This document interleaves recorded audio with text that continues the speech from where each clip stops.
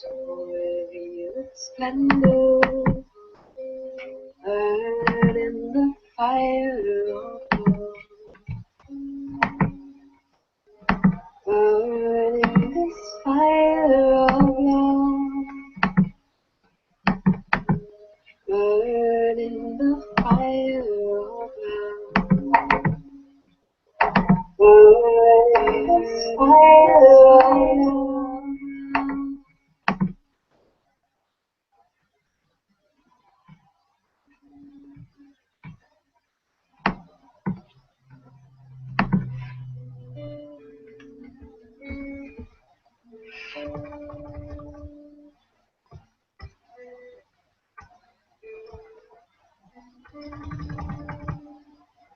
Guru Brahma, Guru Vishnu, Guru Deva Maheshwara, Guru Satsang, Param Brahma.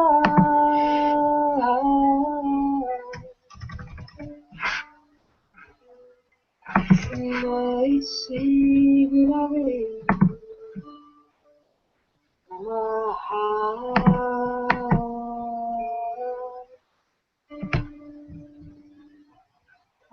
Mai Sri Gurave Namaha.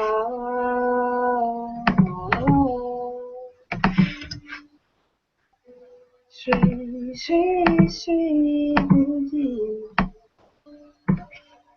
Namaha.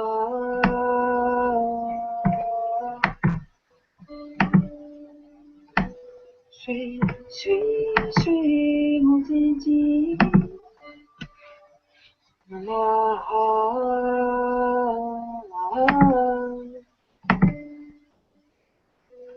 Grace is always falling like rain. Grace is always falling.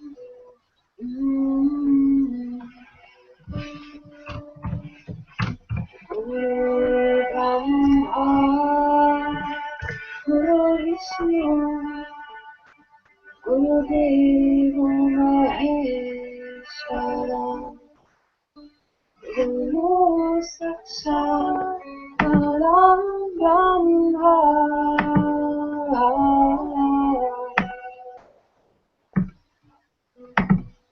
Mai Sri Gurave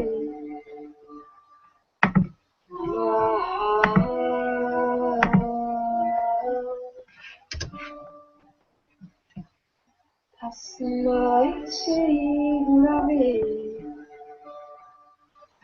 Namaha.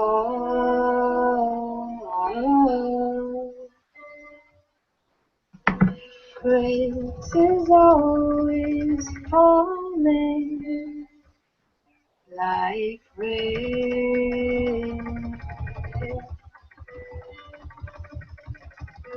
Grace is always falling.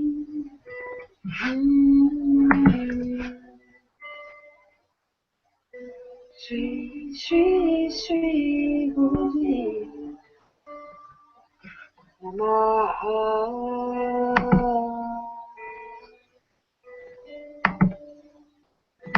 Shri Shri Shri Guruji Namaha.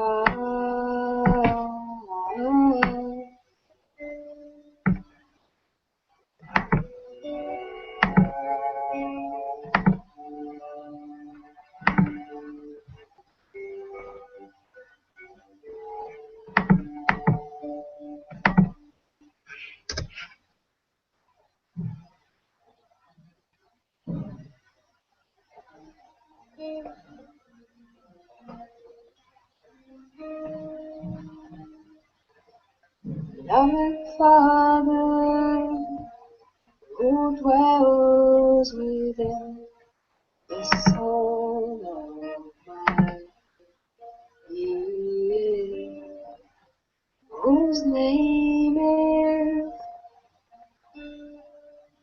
I am.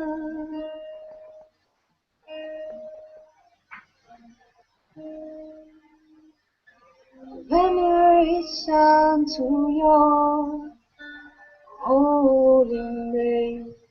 Thy kingdom is here, thy will prevails throughout the earth as it does in the heavenly realms of my soul. Beloved Father, who dwells within the soul of me, whose name is I am.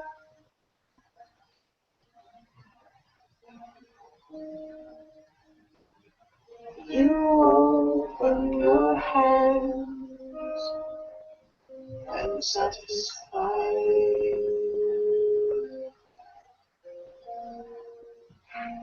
the hunger of all within me. You heal our hearts so sorrow until they turn.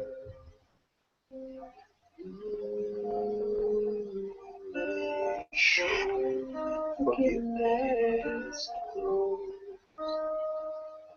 whose minds are shrouded in ignorance of sin. Veneration to your holy name, thy kingdom is here, thy will throughout the earth, as it goes in the heavenly realms.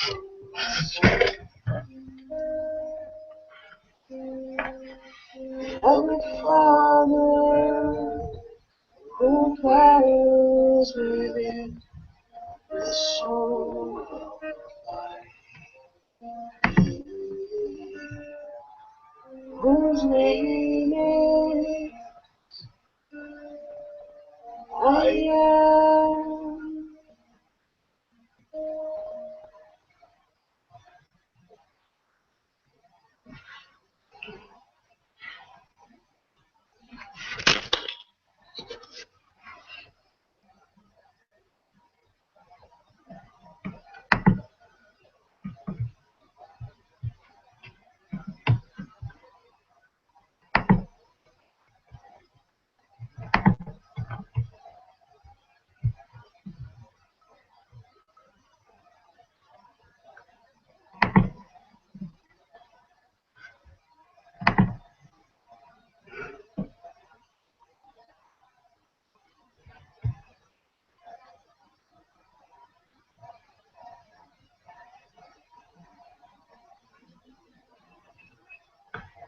You want me to start now? Thank you, my dear.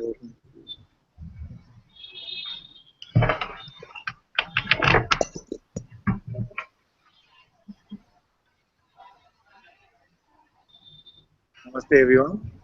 Very warm welcome to Satsang today. Sadhguru Sri Muji Ji ki Jai. Welcome, welcome.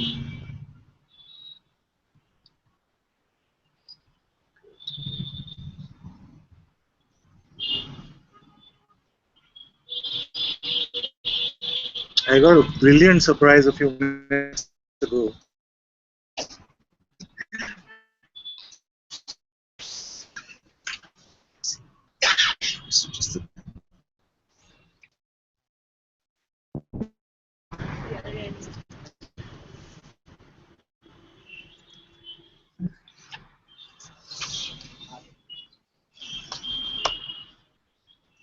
So Jaya came back. She's the one I keep asking about all the time. For those you don't know.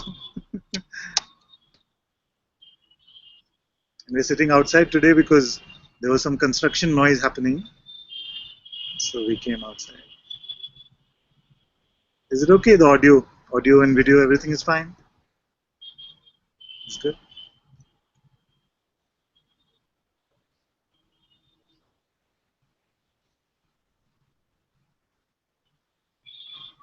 Andre says, "Where is the Spider-Man shirt?" I got another gift also yesterday, day before, which is this one. It says, "Going nowhere fast."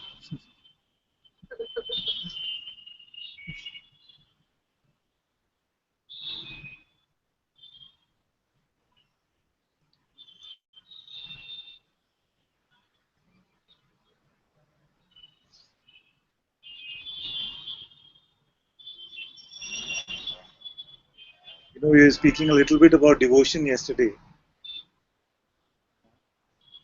and I was just looking at it and contemplating a bit, and I realized that usually devotion actually starts with this sense, please God or please Father, I'm at your feet. Please make sure my life goes well. Starts like that. Please make sure everything goes well for me. Then after that, if this is a true prayer, then what happens after that, after a while, is please God, whatever you feel, whatever you feel, I trust you, and whatever you feel must happen in my life, it's okay. So it went from please let it be a certain way to going, please let it be your way, whatever you like is fine.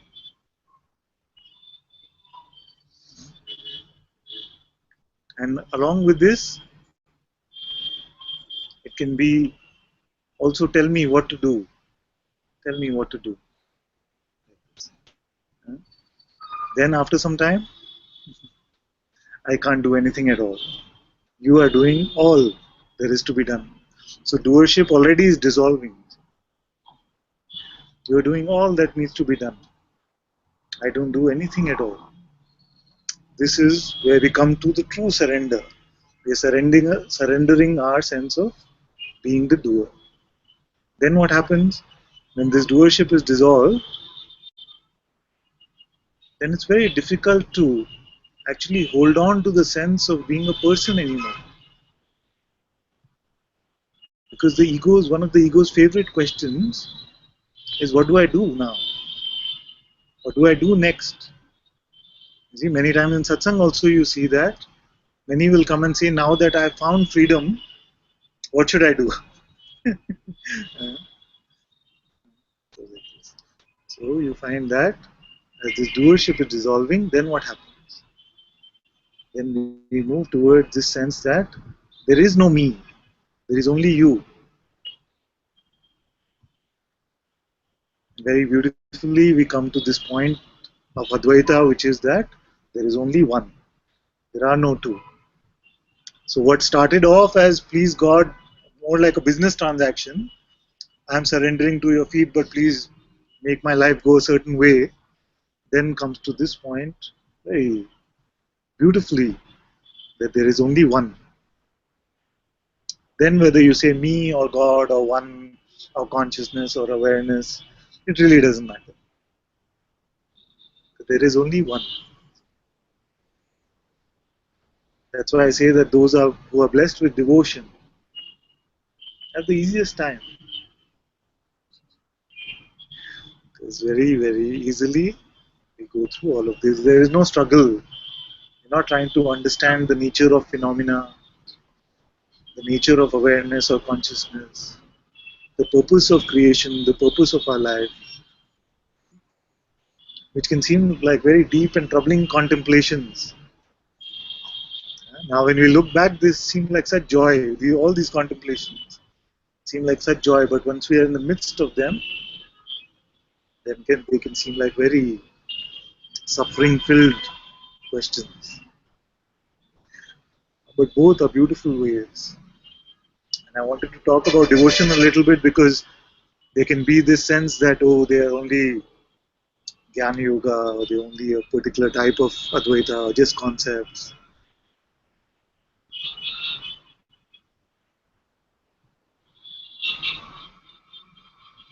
So the same point of understanding is reached. That there is only one. Whether it is reached by self-inquiry, by inquiring into the nature of I, or by this beautiful surrender.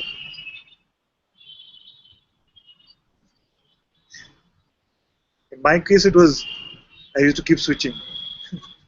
And the inquiry used to get too bothersome, and it seemed like not going anywhere. Then and surrender started to seem too boring, and I wanted some control back. Then I said, I'm going to do it. So it can be like this, back and forth, back and forth. All different sadhana practice, all different things can happen.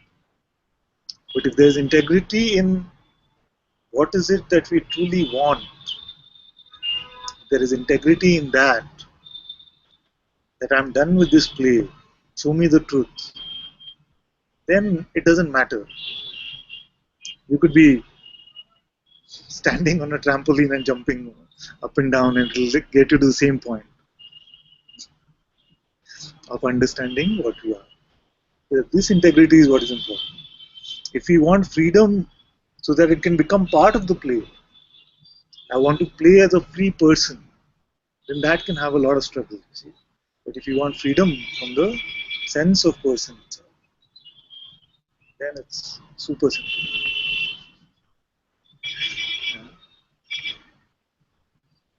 And also, it comes with this understanding that it doesn't really matter. Even I rarely say this and forget it as soon as you hear it, but even the play of personhood doesn't matter to consciousness, because consciousness has always been that.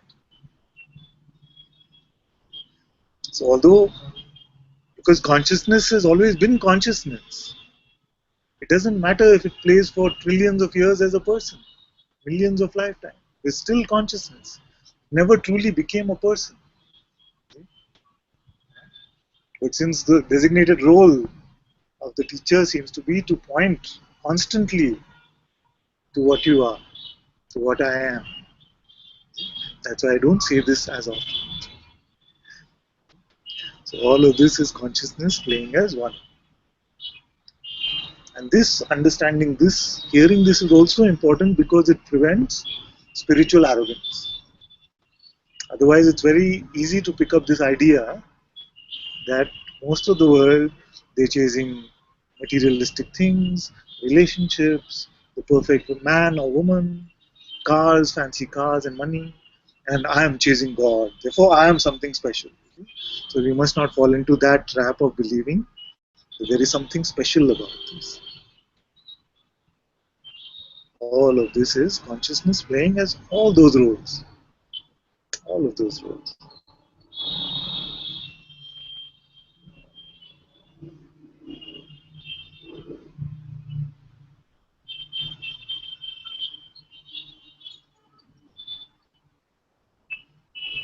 Namaste, namaste, namaste.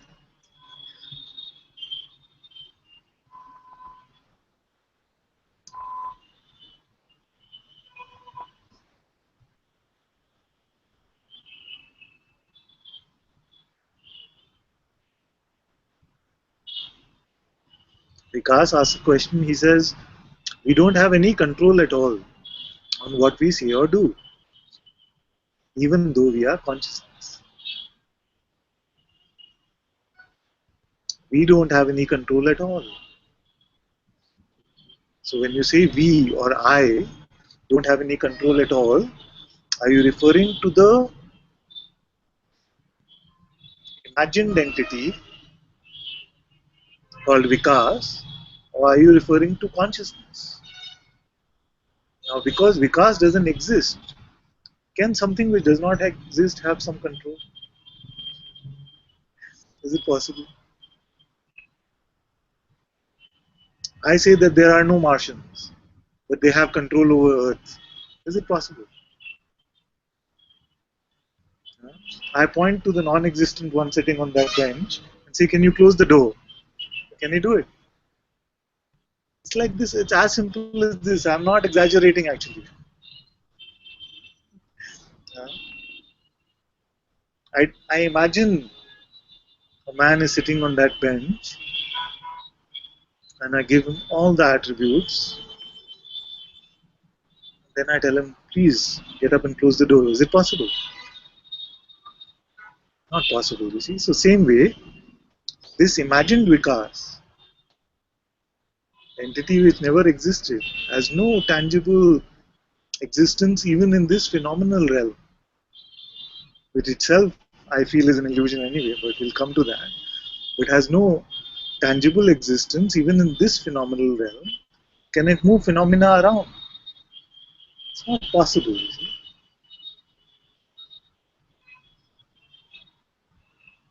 So Vikas does not exist. But what does exist is consciousness, is being, is the presence I am. And that, it is said, is the one doer and one experiencer. They say, Tvam Karta and Tvam Bhokta, which means you, God, are the one doer and the one experiencer. See? So it depends on the perspective that you are coming from. You cannot say I am Vikas and consciousness at the same time. You cannot say I am Vikas and consciousness at the same time. If you say I am Vikas, then I say you don't exist, therefore you are not the doer, neither are you the experiencer. But if you say I am this being, this presence, this God, I am that I am, then you are the only doer and the only experiencer.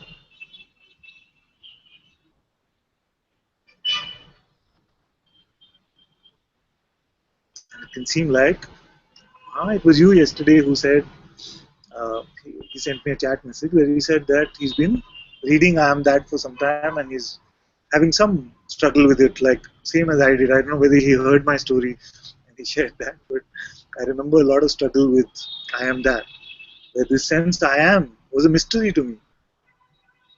Maharaj would keep saying, I am, just stay with I am, just you are the I am. I would be like, what is this I am?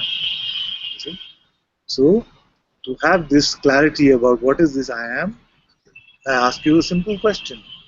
Can you stop being now?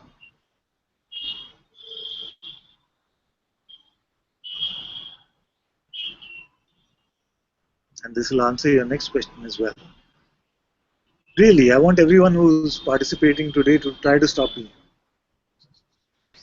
You try for 5 minutes to stop being. Really try.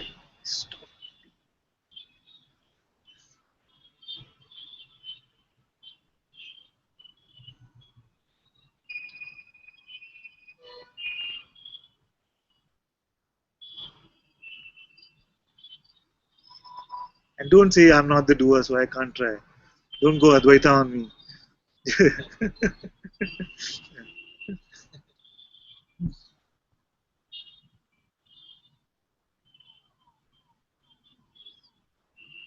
So you see that this being which is here, I cannot get rid of it. It's just here. I can't stop being. This is your presence. This is the sense I am. This is what wakes up, what we call, what starts the waking state. So this is consciousness. Without the light of this consciousness, is there any phenomenal experience in deep sleep? No sense I am, no phenomenal experience. The birth of this I am cannot stop phenomenal experience. Huh? There will be, because this itself is the root phenomena. I amness. So in this simple way to just check, can I stop being? I feel that your struggle with the book I Am That will dissolve. Because you cannot stop being, and this being is what Maharaj is pointing to. Then you say, who witnesses that? You're very beautiful. So if you come to this point where you can see that the presence is here, and yet I am aware even of this presence. There is an I which is aware even of presence.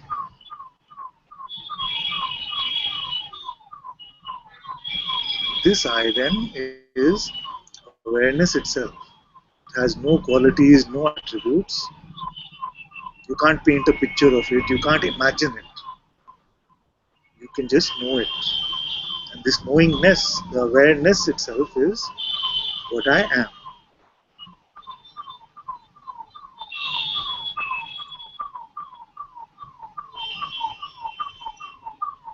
And this is the core of what we speak about.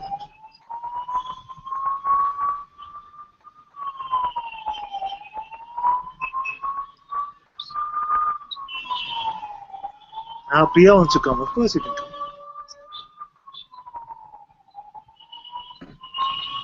Hello. Hello, So nice to see you again. my dear. I've been, I don't know, just really feeling you lately, somehow. Yeah, and speaking with you, speaking about you a lot. Yeah, yeah. I just wanted to check in because I haven't spoken with you for so long, and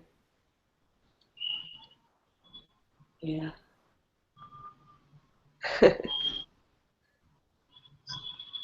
Priya is one of those who have very, without any hesitation, said that she can share, speak from the heart, share the truth anytime she feels true. So she's been having some adventures with, as far as that is concerned, and I feel good adventures so far. Yeah, yeah, yeah. And some strange adventures as well, which I think will amuse you. Uh, Yeah. I think it was a couple of weeks ago now where there was a very strong experience, and for a few days I was actually quite concerned that my body had died, but I'd forgotten about it. I thought I was, I thought I was in some kind of limbo land, and I had to ring Yeah. Tony.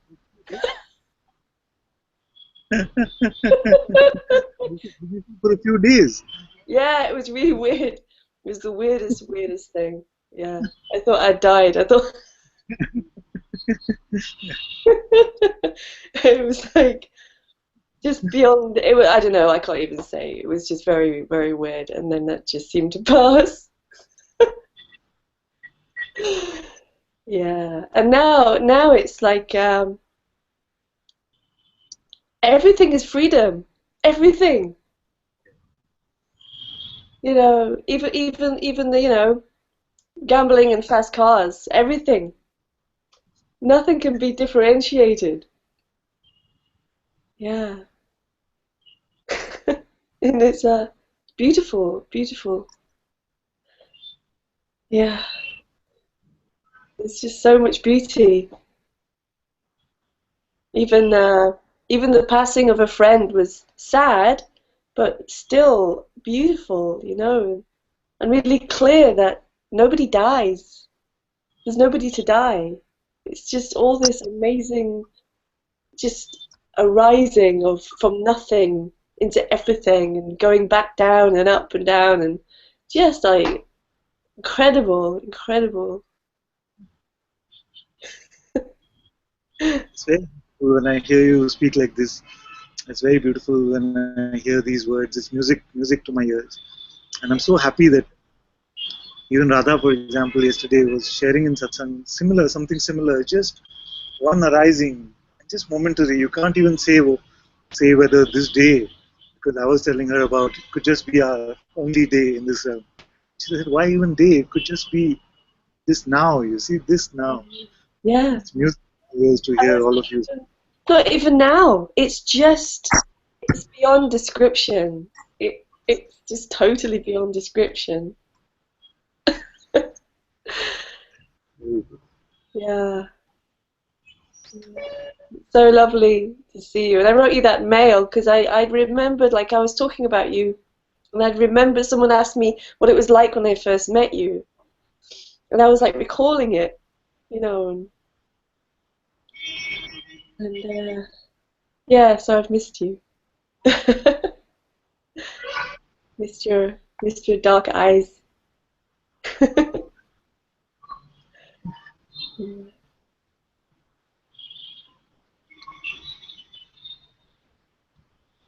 Oh, this reminds me, I must apologize to many of you who've written to me. and I've not got down to answering many of the mail because actually during the break my mailbox was getting more full. Obviously because we were not meeting like this. Yeah.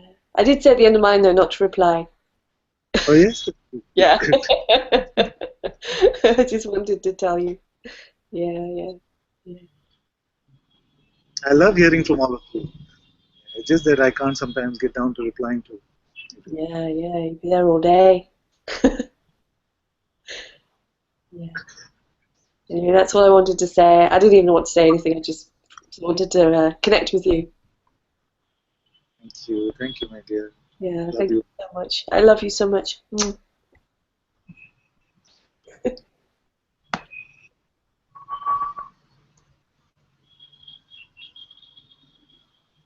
May I come up? You can come, my dear.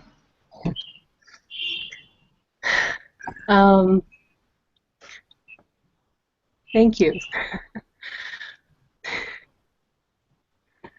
So blessed to be here. I've been watching for some time, following Muji for a while, and I just love you all so much. So much opening and grace. I just feel like I know all of you so well. Same here, my dear. It feels like you've been here forever. Yes. So much joy. I'm just speechless. Thank you. We have time. We have time. You can take your time. I know that first time when you come up, it can be a bit, the pulses can start racing a bit. And Oh. Just so blessed.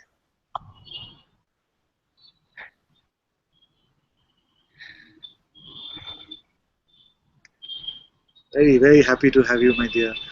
And if something comes out, like a question or some report you want to share, you can come and share. It feels like if there's a question, if I sit and watch, it dissolves.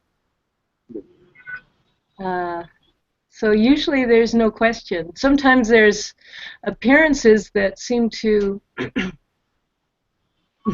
become important, and then they're seen through at some point.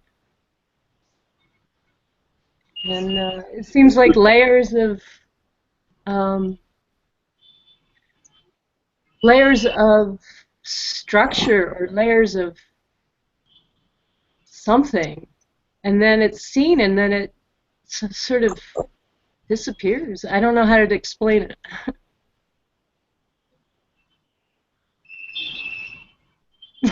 Thank you. This is a very good point. You say very beautifully that sometimes an appearance becomes important. And I feel it's very important to look at this, why this happens. So, firstly, so there's an appearance of this glass without just in the witnessing of it. Does it move us from our neutrality? Just in the witnessing of it. It doesn't move us, it doesn't become important yet, isn't it?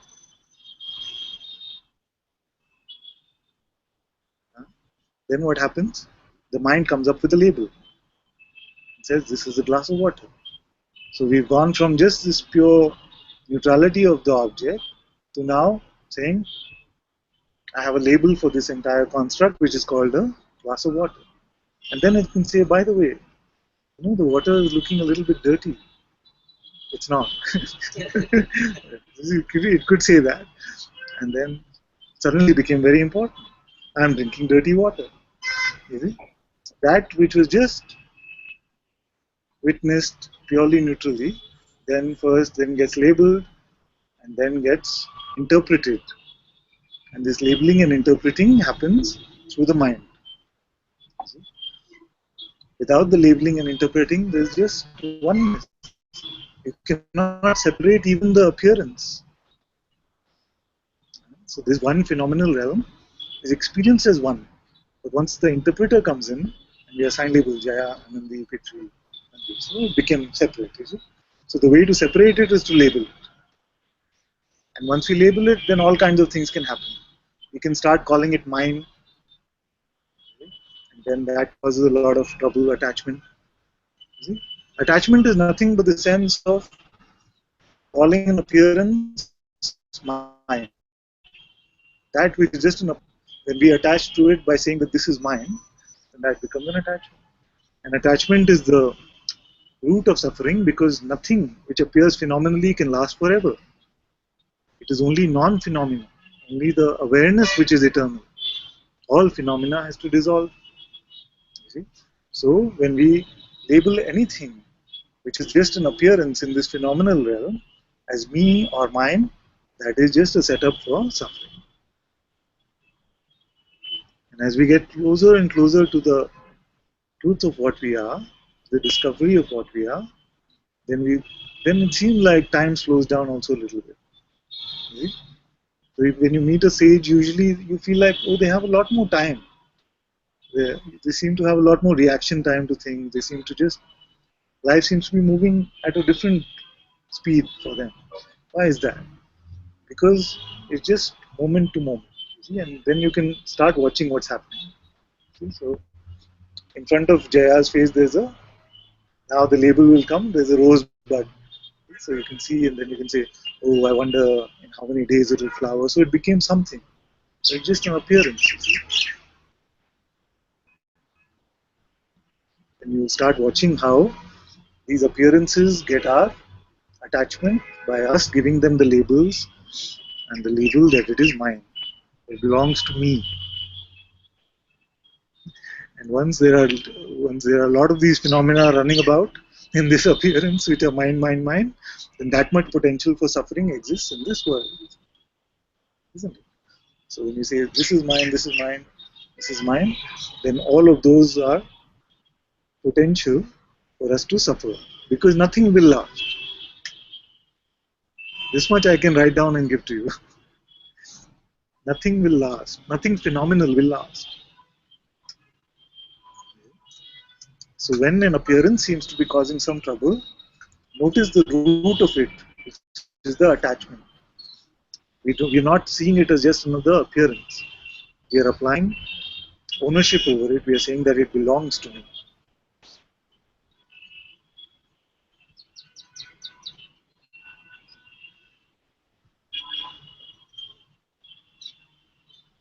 Very good, my dear. Very happy to have you. Thank you. Thank you.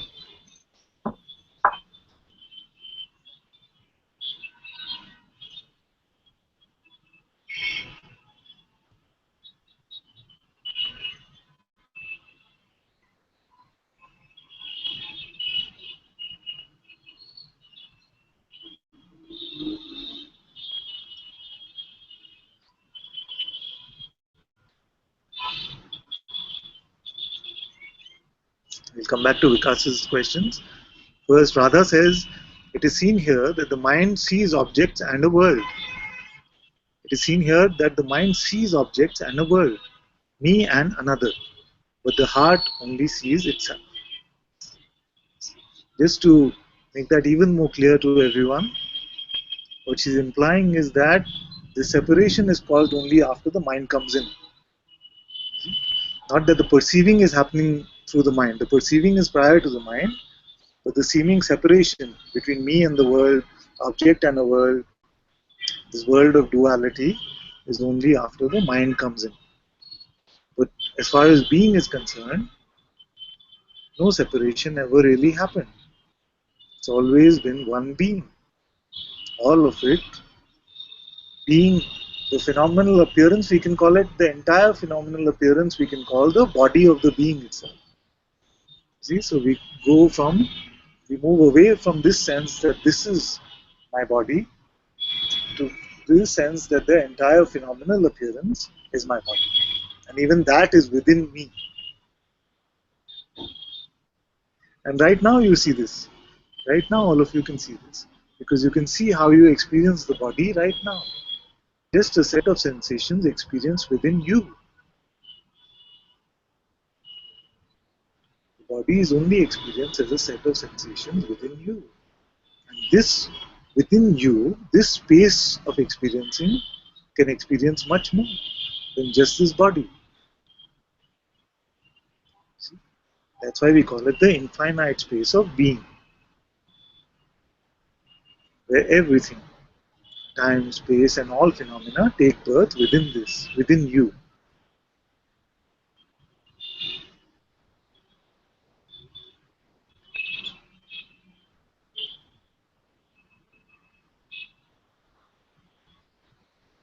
Vikas had said, Bhaiya, yesterday you had mentioned that only those things exist that we are aware of and presume. But even when I am in deep sleep, the sun, the world maybe, and the entire universe is here. Is it? Which one?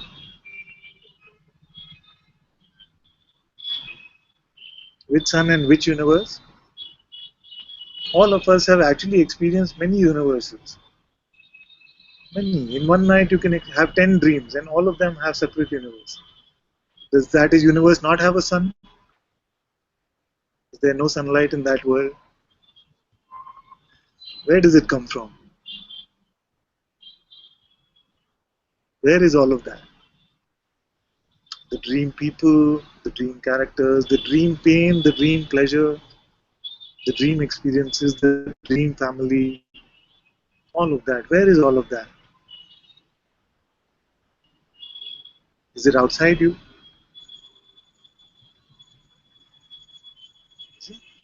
So the trouble is that when I say inside you, the mind quickly paints a picture for you which says it's inside my body. But that is not what I'm saying. It's not inside your body. It's inside you, your being. Including your body, it is inside the same being. So you stay with the question, who am I? And stay with the pointing, am I aware now? And let these be insights that come to you. Because actually, just through words, I cannot explain these to you, you see. They must be insights that you experience for yourself. That's why my pointing always is to point you to first find out who you are and then allow these insights. You yourself will be sharing this one day. There are many in the Sangha now who are confused by these concepts and now having their own insight into this and are sharing more beautifully than me also. So you yourself will also be sharing from this insight. For now, you just stay with who you are. Who am I?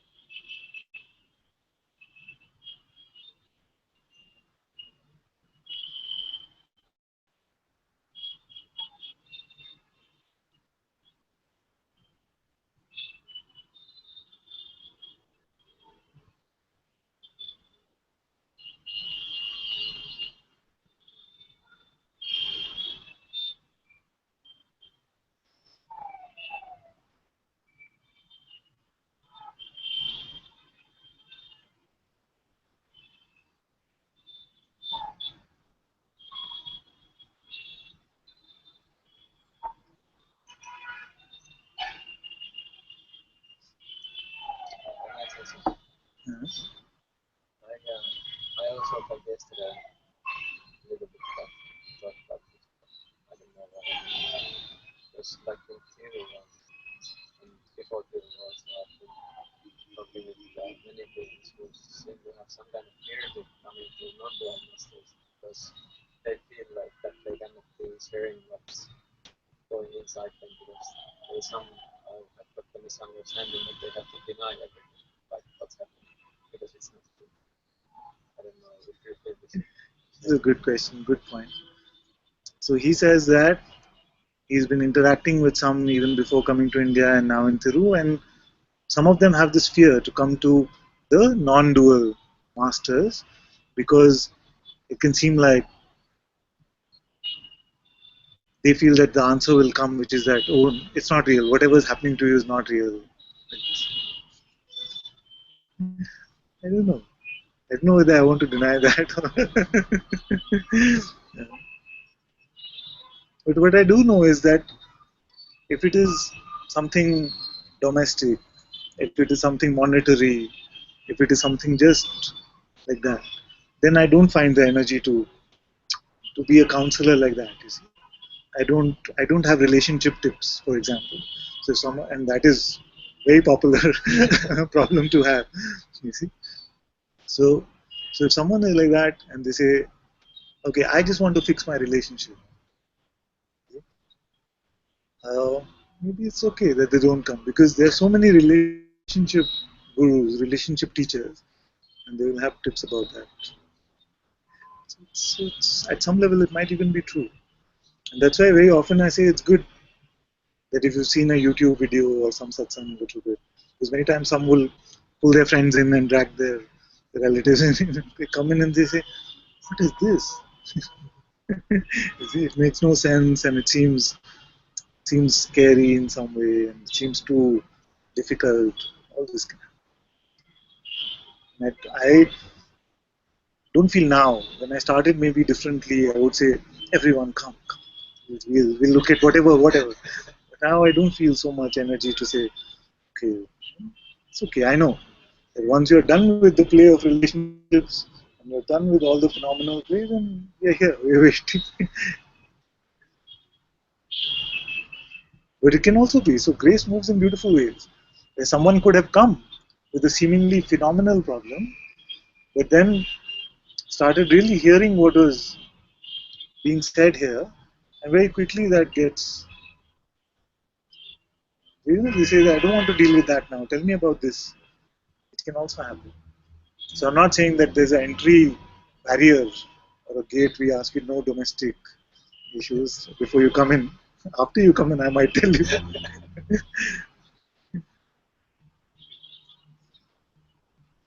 So if they're looking for domestic solutions, then it might not be a great idea to come here.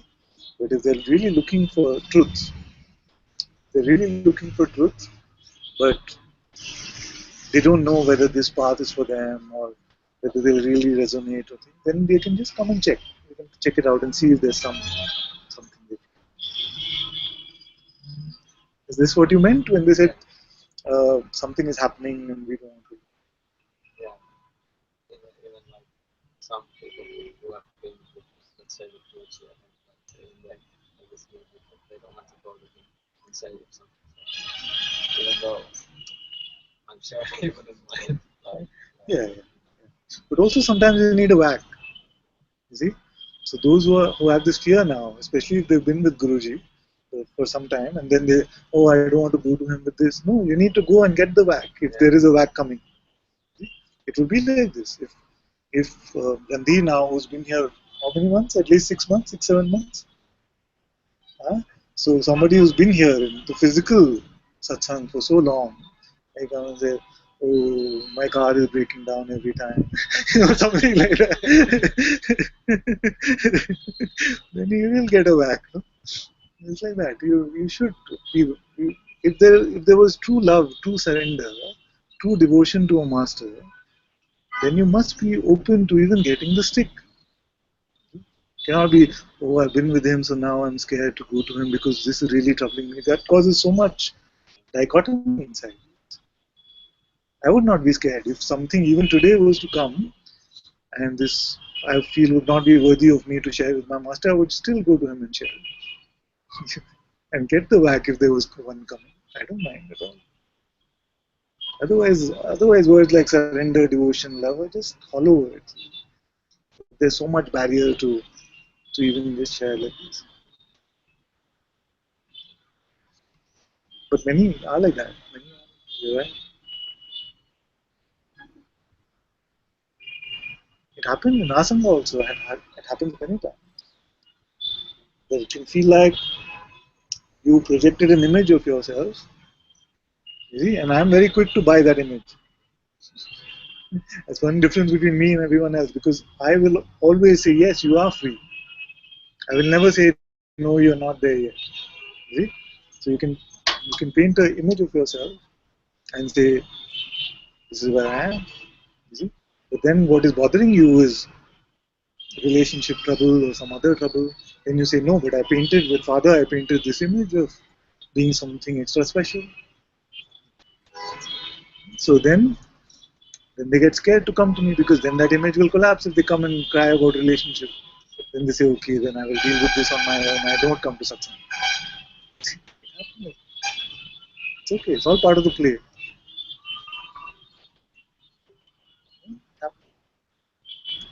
There's been times when I know that I just been domestic and I just want to be exposed. And there was that feeling of like really like worthy of, but somehow it's like even though it's like that doubt, like that weird mix of like this isn't real and you're seeing it and yet you can't see it. So I knew I just had to like that totally open laugh. And many times, some of you have told me that you whacked me yesterday, and I can't figure what I did to whack you. It happened like this also. But that whack is also auspicious. There has to be a fine line. And when we talk like this, then we must rely on our intuitive sense to follow what is being said.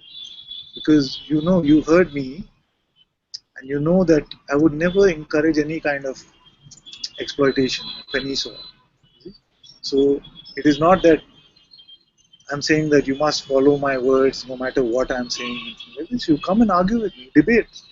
You say this, you said this, but now I like end those debates also. This going and hiding away because of fear is just postponing it.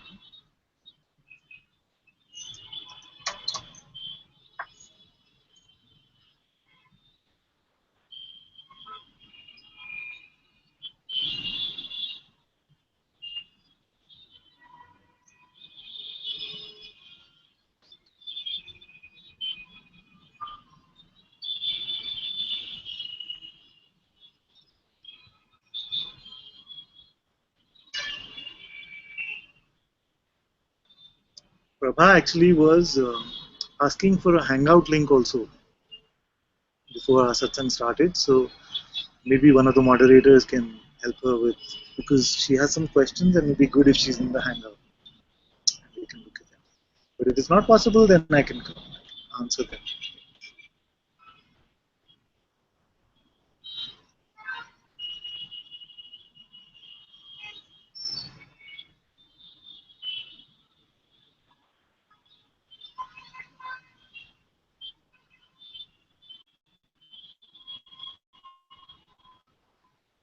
Vikas says, I am the doer as consciousness, then sense of doership is its natural outcome. No. God has always been the doer. The sense of doership only belongs to this voice of the non-existent entity. If I am that God, then does it all I should be in complete control of this life. Why you want to be in complete control of this life? You're in complete control of the entire appearance as God. Because you still find that this life is my life. You see, as long as there's this duality there, that I am this person, this is my life, Again, you can refer back to the dream state. It is all your dream. All of it is inside you. Who's doing it? Who's projecting it? You are. But does the dream entity which is appearing there as you, the dream character with the dream body, does it have control over the dream? It doesn't. It has the same challenges. The person cannot take charge of the dream. The person never existed.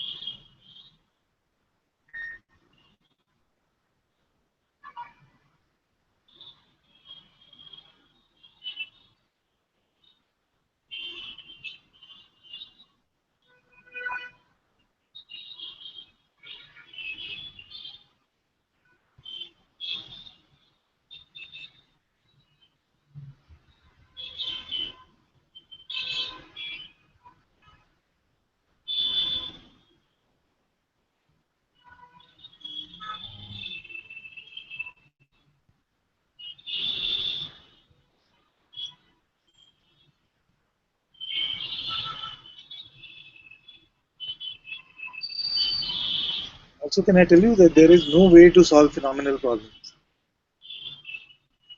Because people have been writing books about making money for how many thousands of years? If there was one book that worked, everybody would just buy that book and be millionaires.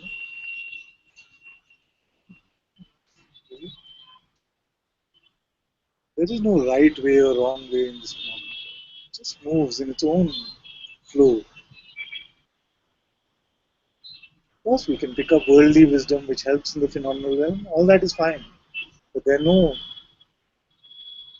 concrete fundamental answers. The truest answers I found was only in Advaita.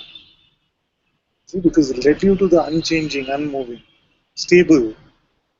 Because the instability of all of it is what causes so much suffering. And to realize that my own self, my core itself, is so stable, unmoving, unchanged, cannot be hurt, cannot be attacked. So I found in my life, in my experience, and I don't want to generalize it to be the same for everyone, was that the truest answers were only found in satsang.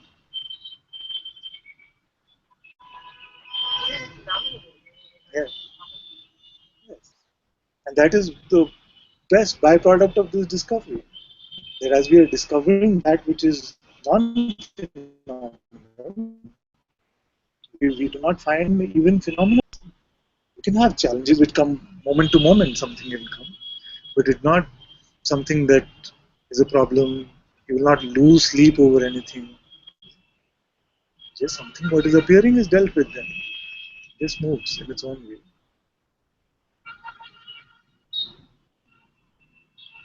A sage has never said, oh, I'm suffering so much from this lack of money. Sage is completely fine. You give him a begging bowl and says, this is the only way you'll have food. All the Buddhists have done it. No? The Buddha has done it. He was a king,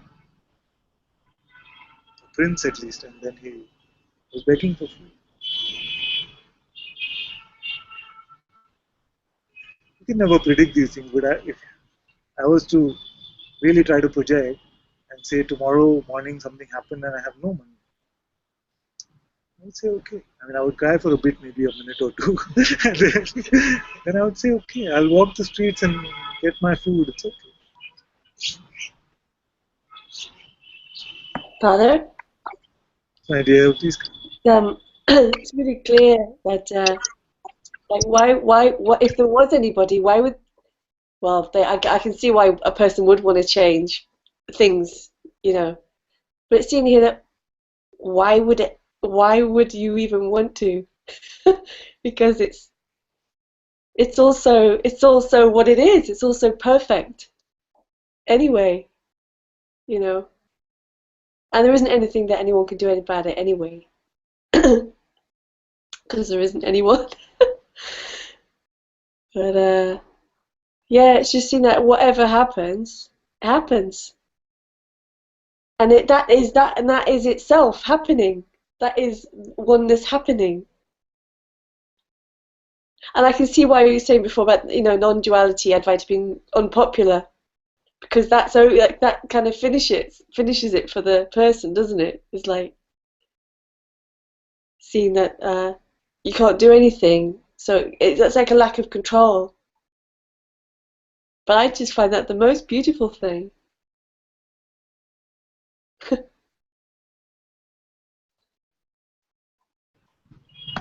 What happens is that we are the most of humanity. If you were to look at it, you find that we are the not only pretending to be the character in the movie, but also we are the biggest critics of the movie at the same time. And we want to have all the spoilers of the movie also. So we want to know what the future is like. We want to have control also, and we want to be criticizing everything that is appearing also. You see? So then, when this sense of personhood is dropped, then you're just enjoying the movie. And why would you want spoilers for the movie? Why would you want to change the script of the movie? You're not criticizing, you're not judging what is appearing. It becomes much simpler like this. So we go from all of these roles to just enjoying, just watching in wonder as to how this beautiful creation appears and disappears, appears and disappears.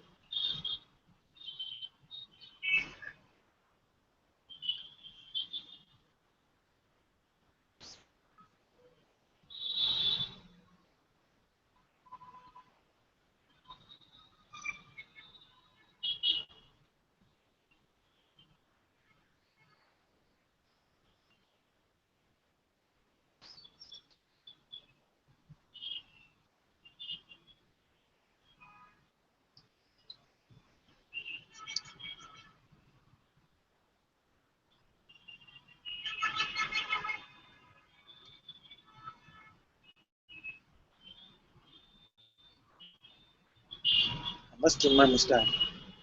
I'm drinking the water and the mustache is absorbing half of it before it gets to my lips.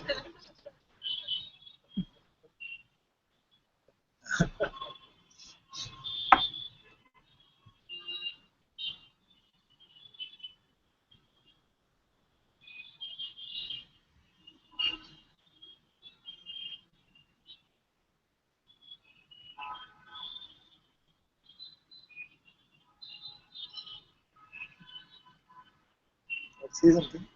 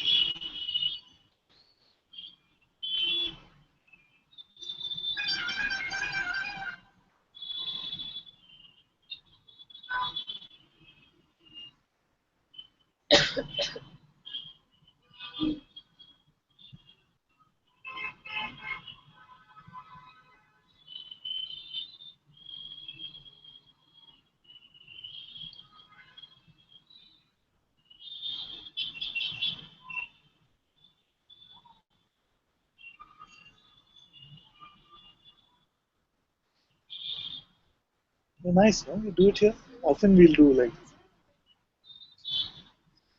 The morning one might be too hot and sunny because the sun might be here. The evening ones will.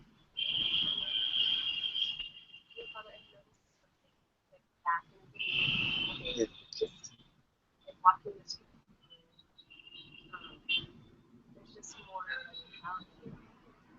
there's still a little bit of stuff that might arise in my opinion, but more just like not, it's not really like on the front.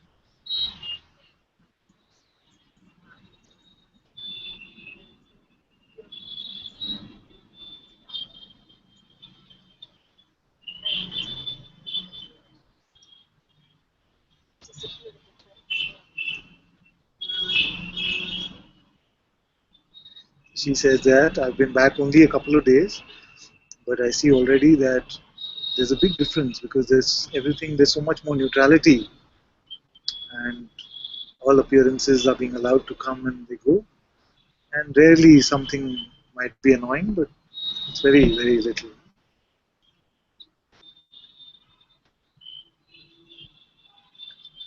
This neutrality is very.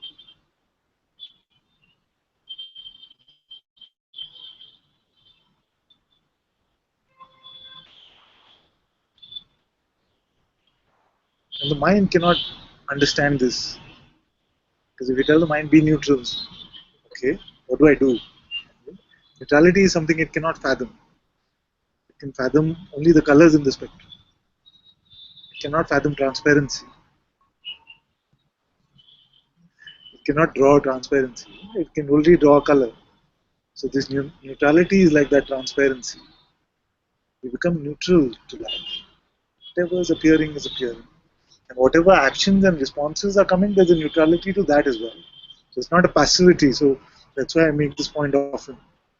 Because it is not that we become from active to passive. We just go from active or passive to neutral. And activity and passivity are both allowed. Both are allowed.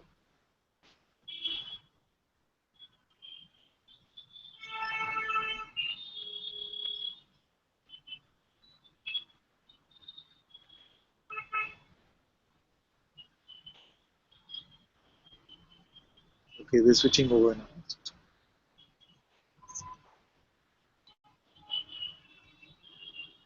Thank you, my dear. Thank you.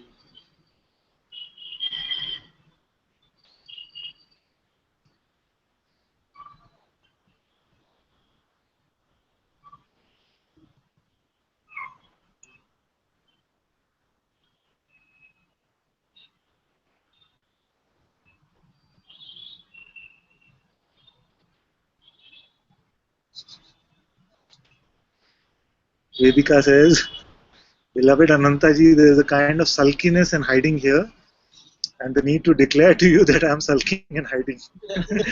But I love you. I love you too, my dear. Hope the sulky gets over soon and I see you tomorrow.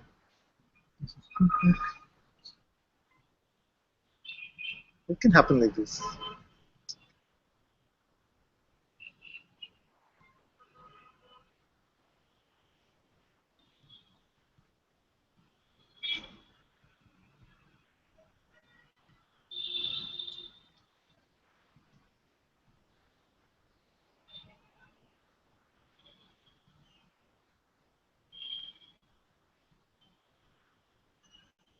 I've told Anandi now that if I'm not listening to her after 2 hours and leaving, she's supposed to drag me away.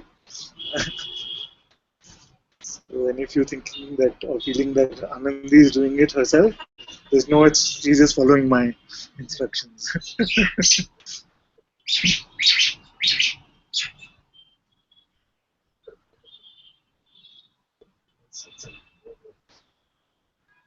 There's a helicopter also that flew past when we were setting up. A lot of Satsang visitors today. Yeah.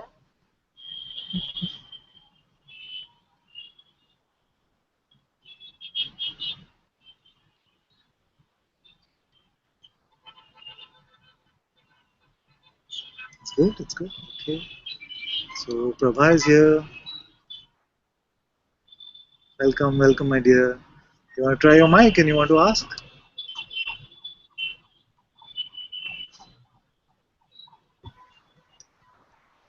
Hello, can you hear me? Hello. Very well, very good. Very good. Okay, good.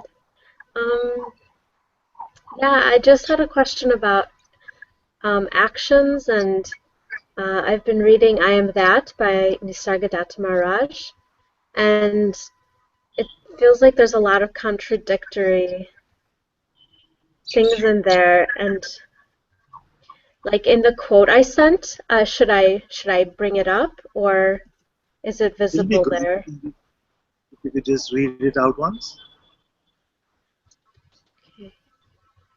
Would you like me to read it, That or would would be you very like to good. read it? Okay, let me read it. 1 second. So the quote is, absolute perfection is here and now, not in some future near or far. The secret is an action here and now. It is your behavior that blinds you to yourself. Disregard whatever you think yourself to be and act as if you were absolutely perfect. Whatever your idea of perfection may be, all you need is courage. And I have to say that I really haven't heard this kind of teaching a lot. And so, and for some reason it really speaks to me, like, yeah, like I feel like there's um, a lot of actions that I am taking that maybe to my mind appear like this isn't, this should mean that you don't look very spiritual or things like that. Like I have a lot of time on my hands right now. I'm like spending time at home with my parents with no car, no nothing, and so spending a lot of time in satsang. But then also sometimes I feel like just I'm almost like wasting time, like watching movies and like surfing the internet, and then I feel like, well, that was just a waste of time, and then something feels guilty, but then it's like, but I'm not the doer, and so it's like this it's like, am I making some invited excuses, or should I really be more vigilant and try to use my time better? And so all of these kind of things are coming up, and I don't really know what what's the right path for me to follow. Yeah. It can be a bit back and forth like this, especially about this concept of doership. That's why I went to Ramesh for a few years. I don't know whether you heard of Ramesh Balsekar, but I did go to Ramesh before I met Guruji. Yes. And and most of the discussion there was centered around doership, free will versus God's will. And I realized that at the core of it, as long as there is a sense that I exist personally, then we can use non-doership at best as an excuse.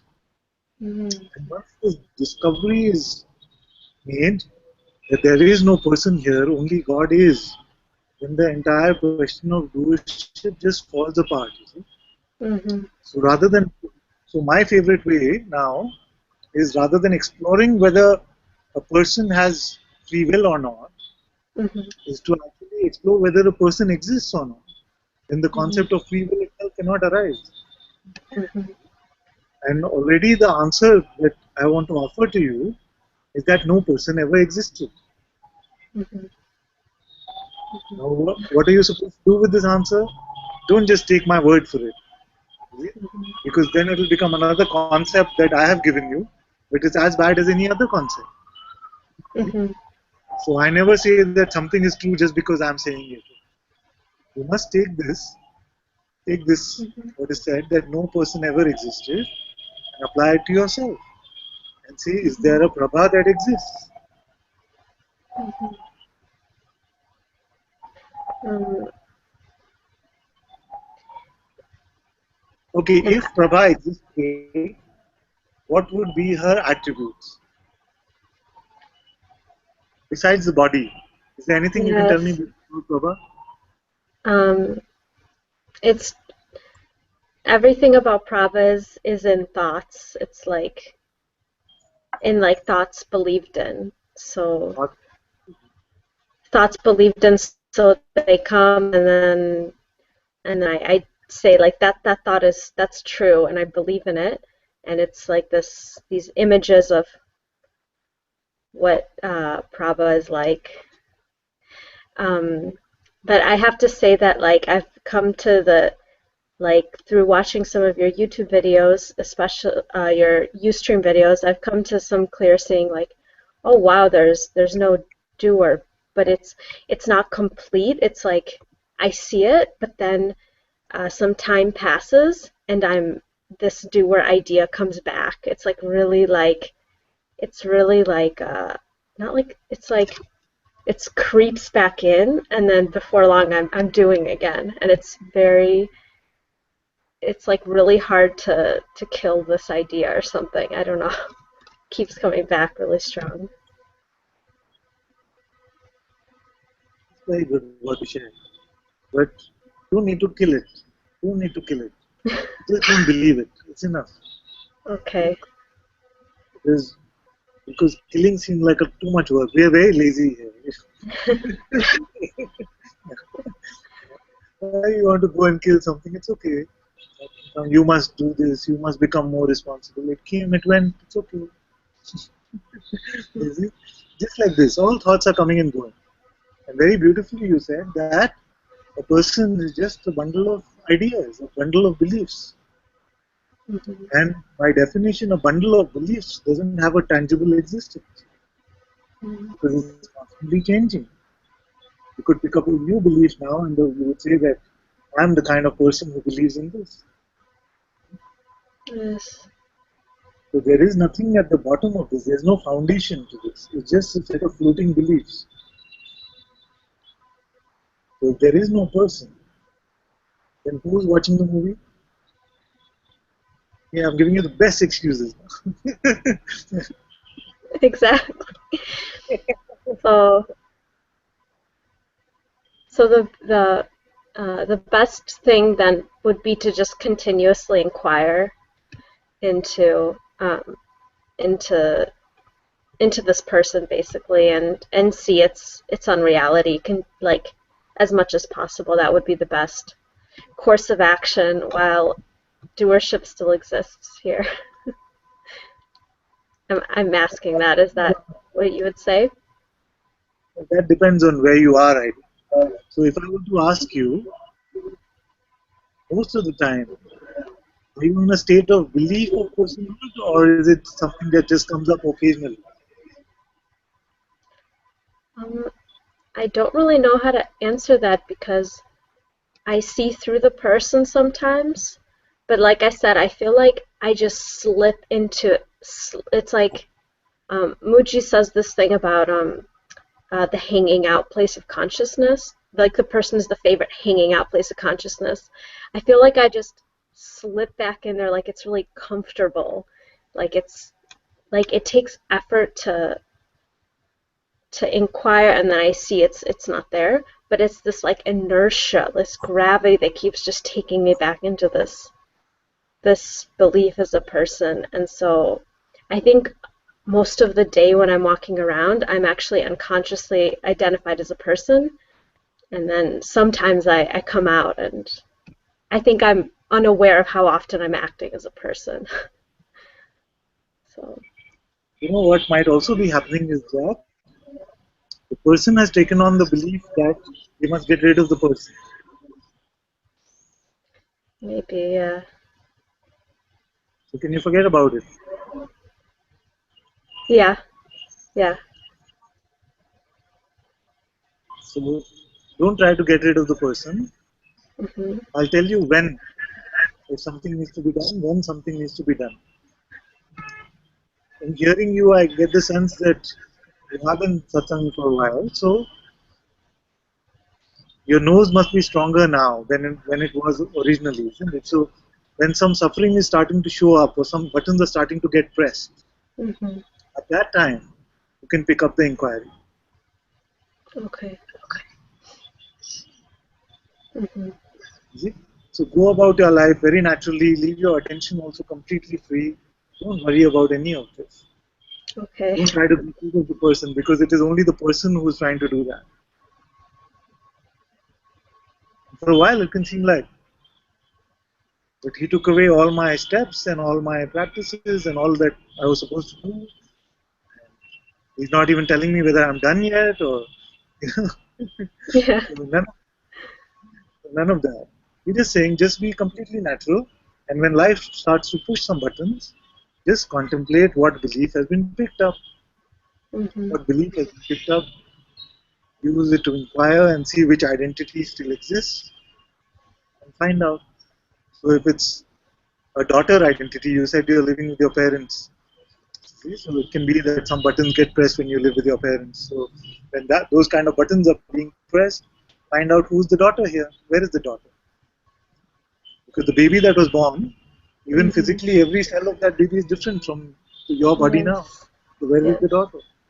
See? So like this, we can when something is being pressed or something starts to smell like trouble, then we can Hmm. ignore. But vigilance is not this constant state of you know, in some bunker somewhere just looking out for the enemy all the time. That's not vigilance.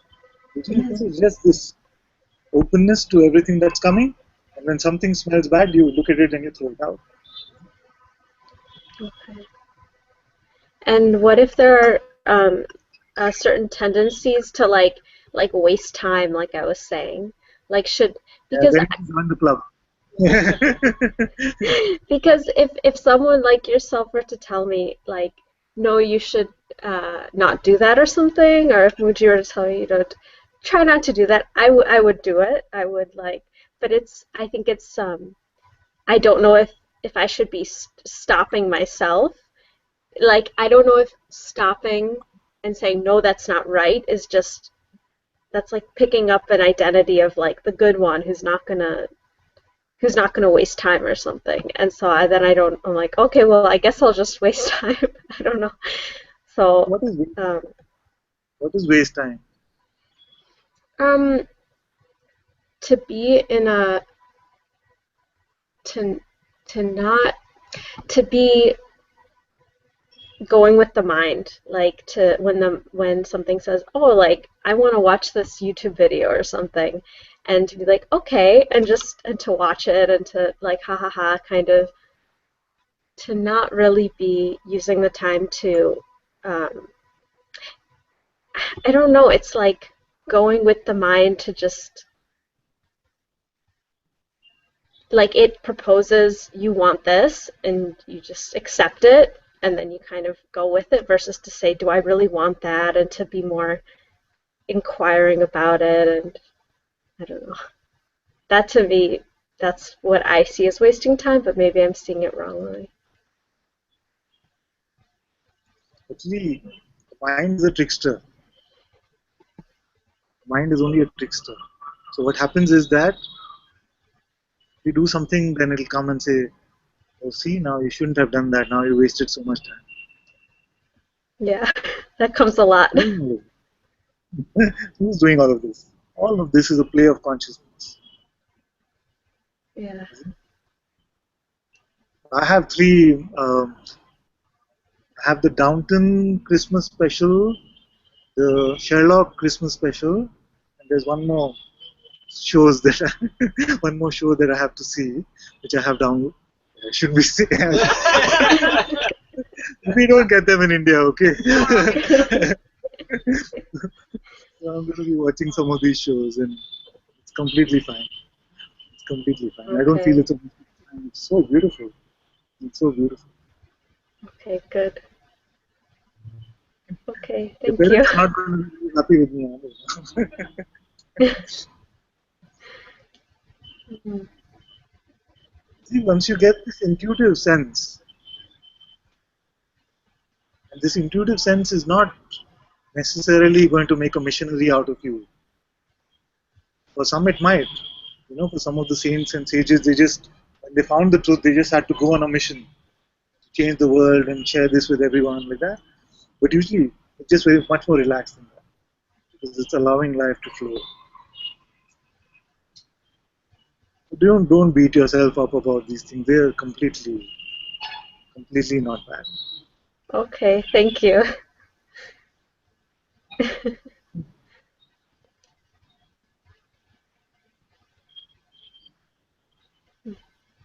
Time actually cannot be wasted.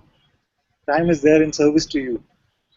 You're projecting this time and space, actually, both of them, as a medium for your experiencing. Mhm.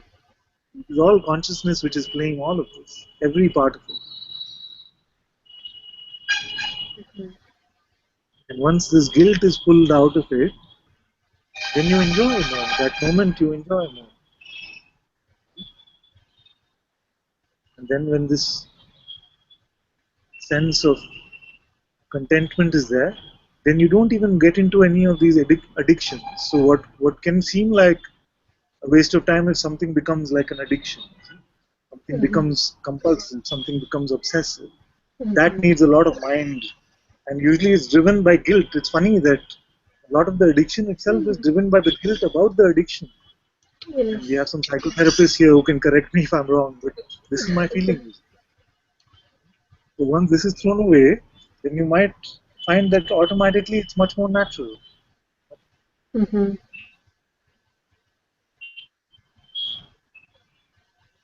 Yes.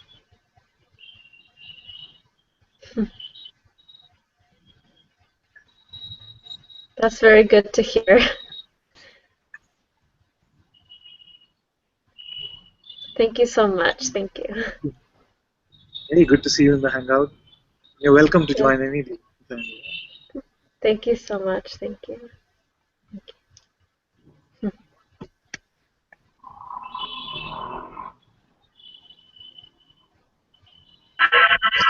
Sorry, can I come up? You can come, my dear, but your audio is very stereophonic, right? Let me try and fix that. Is it better now? It's fun, it's fun, it's fun. You can go on. I'll just try and speak a little closer to the computer. So, Father, there is something here which repeatedly, wants to come up and wants to, I can see a hide and seek in an identity which is very clear here, and it's mostly an identity which just pops up and it's attached to. It seems like it's attached to the body, and I think I give it too much importance when I say that.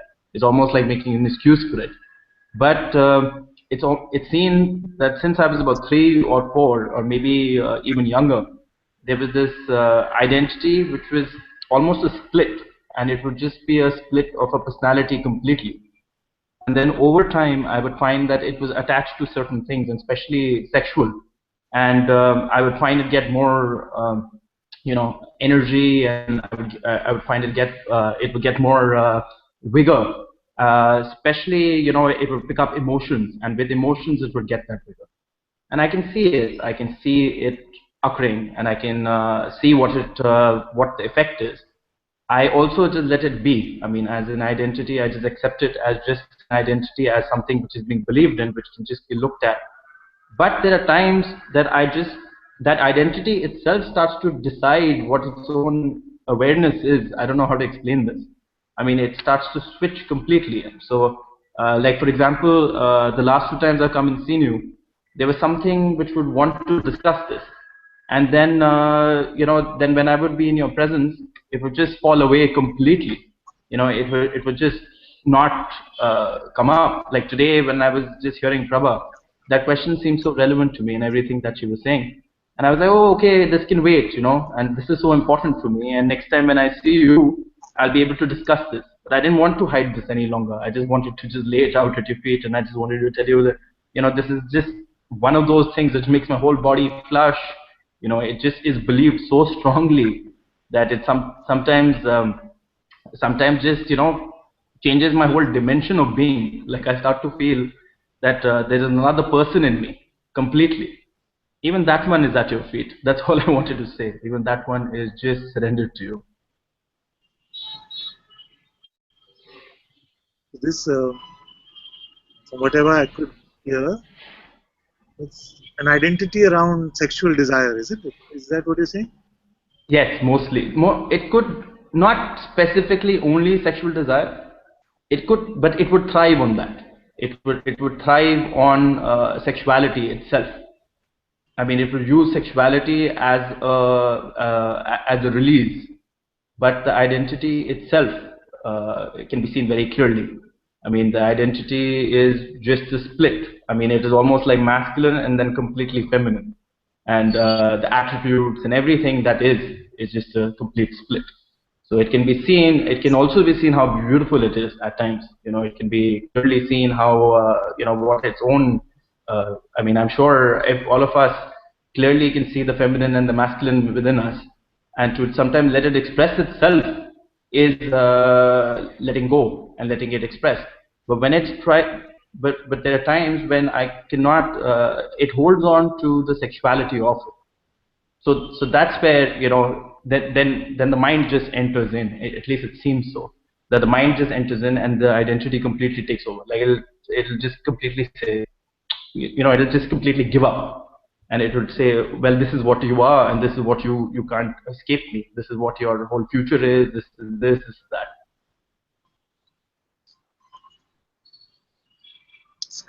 So the good thing is that, and there are some earlier also who said that they've had a sense that there's like multiple personalities or multiple identities which seem to be occurring within them. And as you come more and more to this space of unassociated being, where it becomes difficult to hold on to any remnants of an identity, and yet all roles continue to get played. So then, as you're coming more and more into satsang, I have no doubt and no hesitation that in your case, I don't feel that these identities will remain, either of them. They'll remain to the minimalistic extent, you see, the natural extent which is required for this phenomenal functioning, that much can remain. But the rest is there's nothing that you have to worry, nothing that you have to be concerned with. And this exposing in satsang itself is a very strong process which is like a quantum leap almost. Also I because you feel brought that. also because you brought up the topic, I want to speak about sex also for a little bit, because this is one topic which is like a minefield. It's a minefield actually, because it becomes like the mind cannot leave it to be natural. Cannot just leave it to be natural. It has to attach either shame to it or specialness to it. And I've said this before. So, like this about sex, it's always judgment, conclusion, and it's either shameful or special. And I've said like this that if you look at the world also, this phenomenal world, you'll see that there are various cultures in which it is just completely said to be shameful, and there are other cultures which are just culturally all about sex. Like the specialness comes about this, you see, and you'll find both of these cultures so uh, predominant in this world, but you'll hardly find some culture which is neutral about it. Yeah. So as you come to this, just like we're neutral about hunger, many of us, many have hunger-related issues also, but most of us are neutral about hunger. The same way that we are neutral about hunger, we'll be neutral about sex as well. It's just a normal part of function. Nothing shameful or special. I just believe that because you know, this is hunger is a personal desire, and it's something which and it's just something which is felt in the body ultimately. But the fact is that, and this is something which I see, and it could be totally wrong, and that's why I'm putting it out there. Sexual energy generally requires expression through either a partner or some sort of demonstration. I mean, there is some demonstration that it requires for itself to be completed. And the fact that you put it out there, and when the demonstration is there, it is being judged by the partner, or it is being judged by a person that you probably put it out for ultimately. So so that's what I think creates that identity and creates that judgment and puts that shame and puts that gratification, all of it out there. So I understand what you say, but that's how it seems. So it can be that this is what the mind does for everything, but about sex it does it even full throttle, you see. So so it takes on something which is very natural. it's not something that was invented by this generation anyway, isn't it? It takes on something which has been completely around for as long as the world has been around. You see? And it says, builds all kinds of rituals around it. Like you said, it's about demonstrating and performance and all these kind of weird things around it, and then builds all kinds of anxieties about it. And it's the same. It's just this, just take something which is so basic and natural at the core, and then build so many layers of confusion on top of it, and so many layers of identity on top of it, that it can just be overriding. It can be something which occupies a lot of time and energy for many people. But as we are losing all of the layers of identity about it, all the layers of doership about it, then we find that this, like everything else, functions in its own natural way.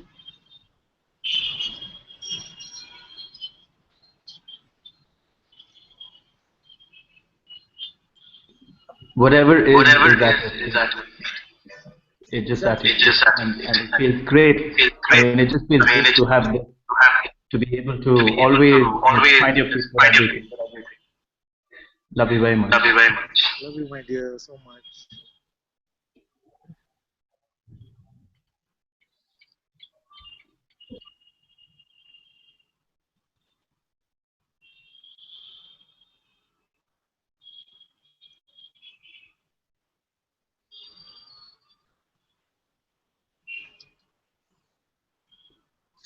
Namaste, Father. Mostly because, Can I come up, Father? of course, my dear, please come. So it seems like there's a great insight that keeps on coming. I don't know whether it's a thought or from where it comes, but it's very definite that life would flow the way it has to flow, and it's God's life. And any Yes. idea about it is the formation of the person. Like, whatever is going to happen is definitely out of control of any identity or, any person, as to say. Because, when you're going to be born, when you're going to be died, or even at a materialistic level, if we see life, what you're going to be or how it's going to play out. But somewhere, sometime, uh, like even this is clear that this belief in certain thoughts is the start of the play. And the moment you look at it and you're completely aware, it's just like nothing exists. Even this body, sometimes you don't feel whether it exists. So I mean, without identity, life keeps on moving, but there is no as such labeling to it. Yes. Then now, what is being observed is sometimes certain energies try to bring some force or some feelings or something within the body just to start this identification. Because when it happens to the body, it feels like hey, it's happening to you again, and then some thoughts or some fear or something is getting again believed. So just wanted to place that at your feet. Like it keeps on happening all the time. Yes. It's a very good point he brings, because when something is happening to the body, pain, illness, or some energetically something is happening, then it's like Christmas time for the mind. You know, it's like, now let's bring on all these thoughts. Yes. Yeah, it's like something must go off, some joy, for the mind. Yeah, this is the opportunity. The lottery has come home. It's like when I went on holiday, then I got a bit of a flu and the stomach bug at the same time. So I was like, this must be truly like Christmas. It's truly Christmas for the mind. Because when the body is energetically down and there's this pain, then you can find that is very fertile ground for thoughts, especially for these old thoughts which have almost been waiting. We've just been waiting and saying, I'm going to wait for the right opportunity. And they come up, and they come up, and they come up strong. Yes. It And feels it's like now now nothing is getting believed to some energy, how to push you out, to create certain sensation. sensation. For you to believe that it's still this body, happening to you, and you're still concerned. And then one odd thought would be believed, and it'll start at play, and then all of a sudden, between it would be kind of witnessed, and it'll run away, and then you'll see, okay, what was happening. So in and out kind of a play.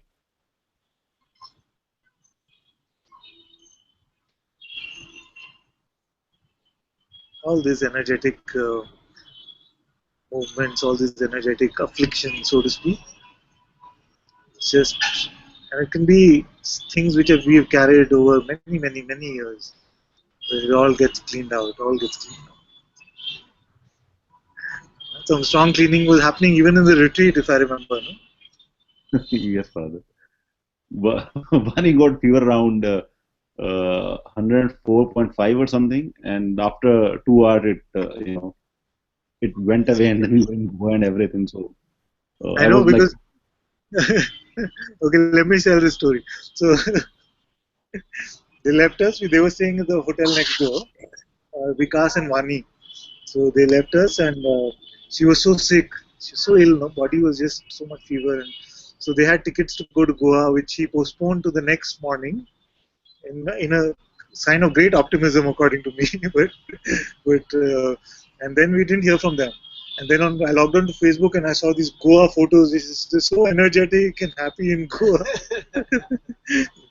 So they went away from the Satsang flu, and very quickly it resolved itself.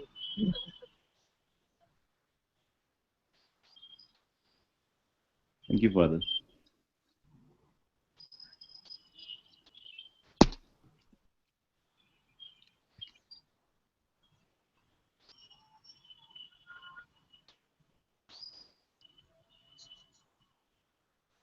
Shanti says, Doctor Who? Doctor Who, especially, is like our life, the Time Lord, no time travelers. We're just playing with time and space just like this. I don't know if you guys have seen it.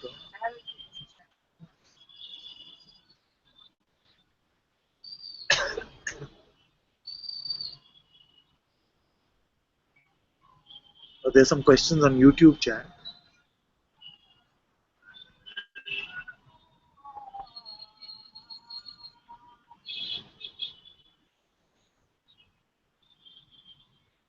Oh, Vedika said that again. You must really be sulking. Huh? I saw that earlier as well. No? Somehow.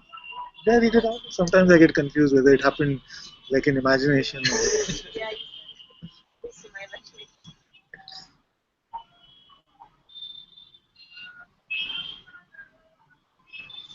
Karamveer is here. Karamveer says, Father, there is growing negligence on keeping body fit and feeling that sometimes it is reason of comfort, of discomfort. Is it identification with body? The body can be kept fit or not with very minimal identification with the body, because I'm not saying no identification with the body. There is nobody I have met who has no identification with the body, even the sages. Some identification will be there, no? Because this phenomenal realm is here.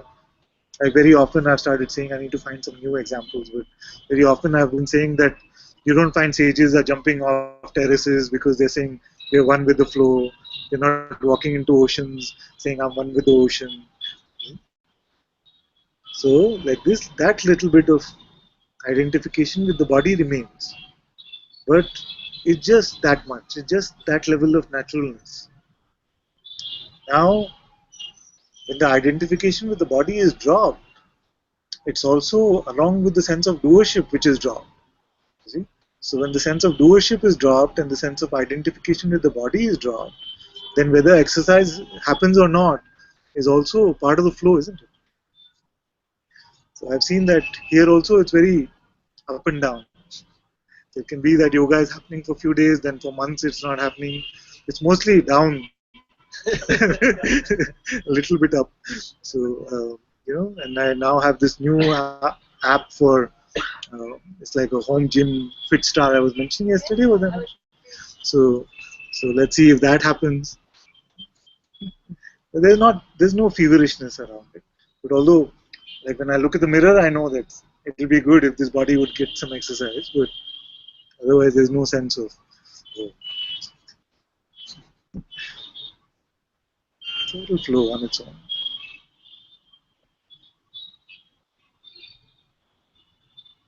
Priya says, love Downton. It's getting over now. No? This is the last one.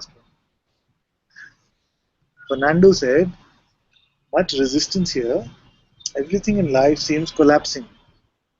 Mind is desperate because there seems no light at the end of the tunnel. No, okay, just here we can stop. There is no light at the end of the tunnel. So there is no tunnel. You are the light. So if you keep looking, and I don't mean that just as a joke, because it is the tendency of the mind to say, I need to get there to the light. But what I am pointing you to is to see that you are the light already. You see? So if there's no light at that end of the tunnel, let's put it that way. There's light at this end of the tunnel. Yeah? You are the light which you are looking for. And you are being. Right now you are being. If you are not being, you cannot express yourself phenomenally. You see, this being is the light. This being is what you are. This is what you are looking for. So don't look for something which is at the end of any path, even spiritual path.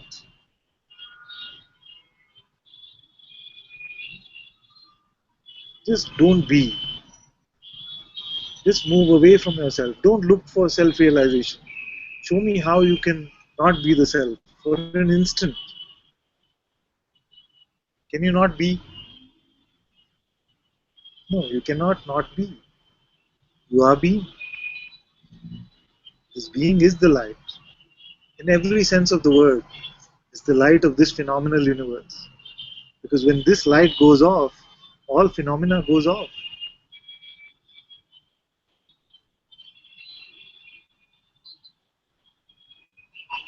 So start from this and see that it is being. And being is playing this game of pretense. And then you don't take all of this so seriously. It is pretending to be a person. It is pretending to be the one that these thoughts are referring to itself as. That's all that is happening. It's just this play.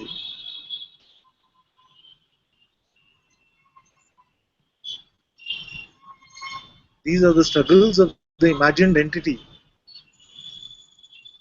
the struggles of one who does not exist. Let those struggles be. Leave them alone.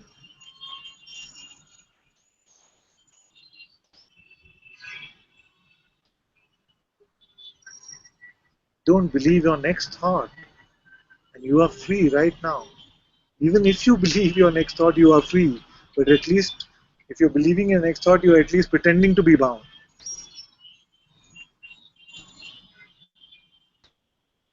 There is no way to pretend without playing the game of belief.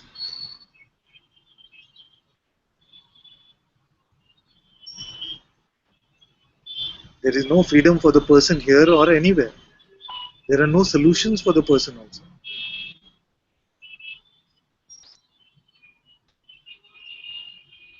And in a way, it is good that the person feels completely stuck and out of mood.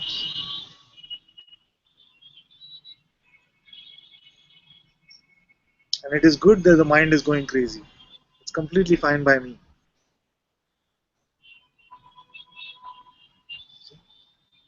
But who is watching this mind? You say it makes my mind crazier. Who is watching the mind is crazier? See, is that also going crazy?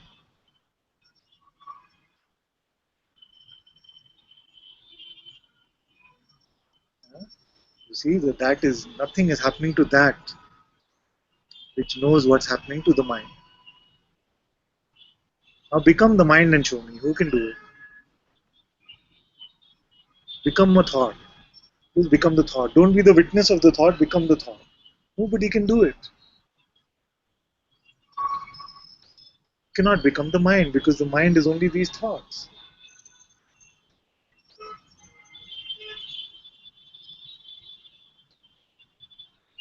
It is because the truth is so natural to us that right now it is not getting your attention. You are the unchanging one, the eternal one, who is watching this entire play of Fernando.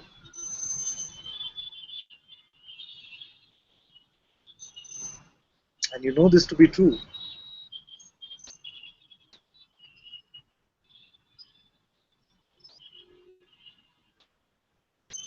Now, if you're trying to help Fernando, then this is not the right place, because I don't know how to help Fernando. And I have no interest in helping one who does not exist. I am here to point you to your truths.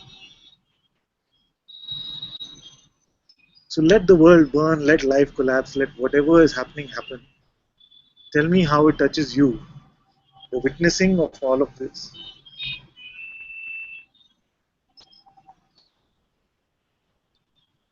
Don't try to maintain anything at all. The truth does not need crutches. The truth does not need belief. That's why I say don't believe me, see for yourself. We are not creating a new religion, because only religions need belief. See what is prior to belief. Who can give belief? Find that one. So leave everything, let it go, let it burn, let it die. What still remains? And you will find that the I still remains.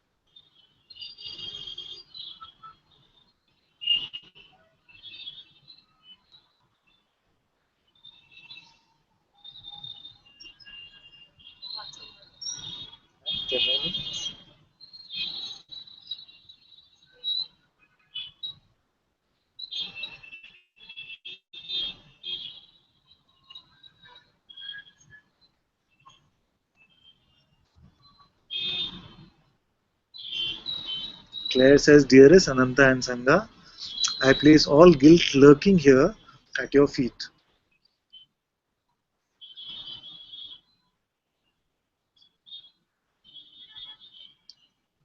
Bahare, is that the right way to pronounce it, my dear? Bahare? Bahare says, thank you, Father, for sharing your yoga habit or lack of yoga habit. Same here with nature walking or any kind of exercise. I'm so relieved.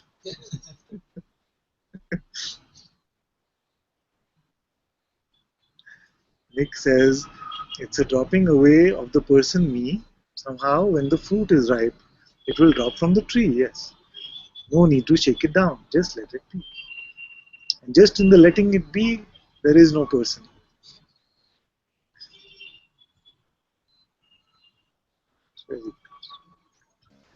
Ananta, Yeah, please come. hello. You said actually something about remembering. You just said now remembering.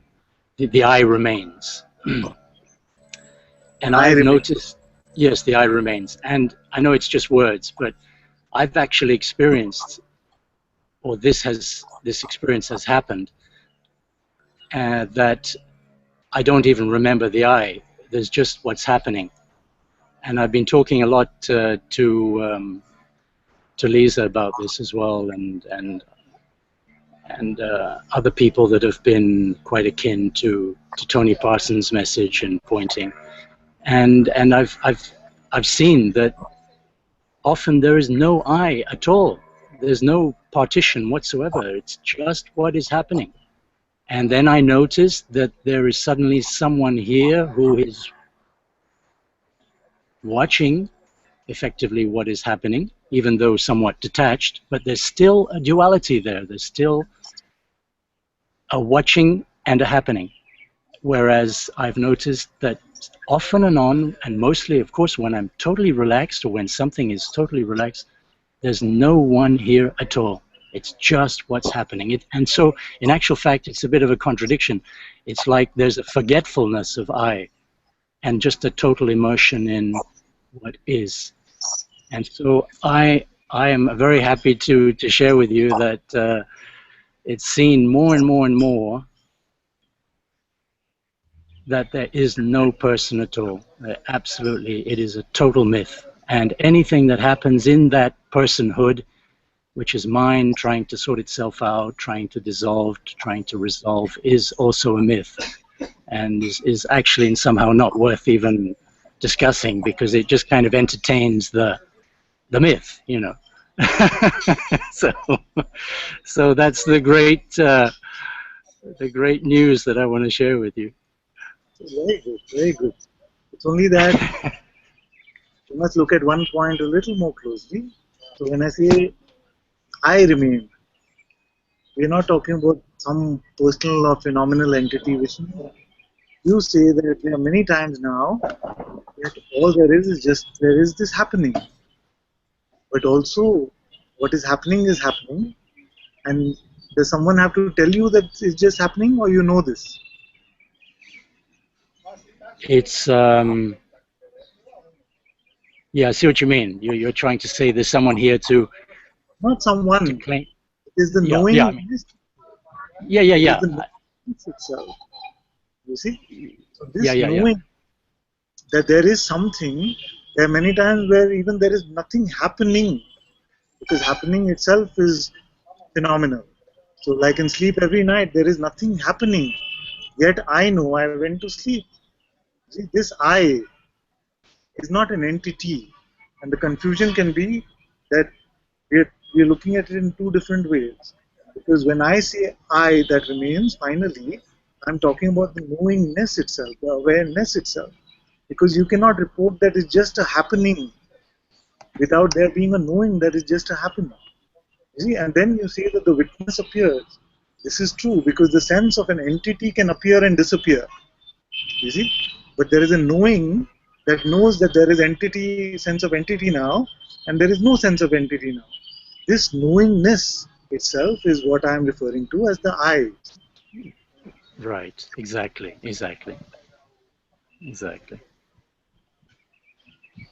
Knowingness, exactly. It's free of any kind of... Yes, phenomenal Yeah. attributes. Yeah, absolutely. Okay, so. Huh? The Oh, it's your birthday as well.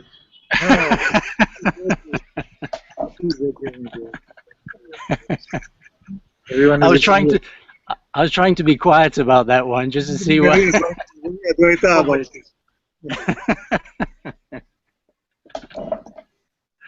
ageless. Lovely.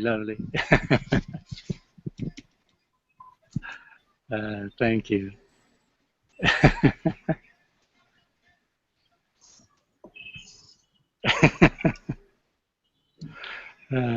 Wonderful. We're coming to that point that very soon only my teeth will be visible. So before we all of you. Wonderful birthday, my dear. Are you still in Thank you. sunny Brazil, or? Yeah. I'm back here in Brazil. I was going to show you actually some new visitors to Satsang, but they've just left. There's a whole bunch of monkeys here in the tree. Yes. But you can't see them. It's the two. Oh. And they just showered on me now. So yeah, it's great. Things are just happening and unfolding the way they have to, and there's very, very little resistance to anything. So it's becoming just a wonderful play of surprises, and you know, when you don't have any expectations, everything is a wonder. is that you're just in wonderland, you know. It doesn't matter what it is, it just somehow you know in that knowingness that it is what it has to be, and there's a tremendous relaxation in that, and so it's wonderful. It's wonderful. Very good, very good, very good. All our love and bless them. Yes, thank you. Love to you all as well.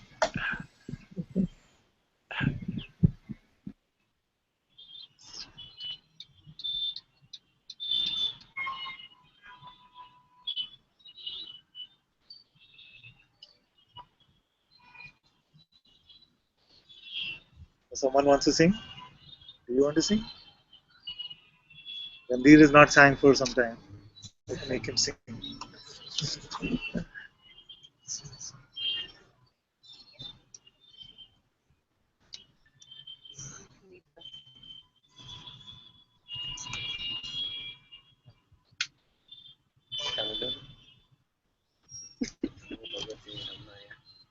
Yeah.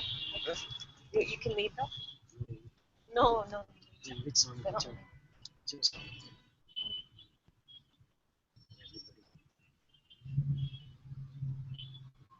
Krishna, Krishna. Yes? Okay.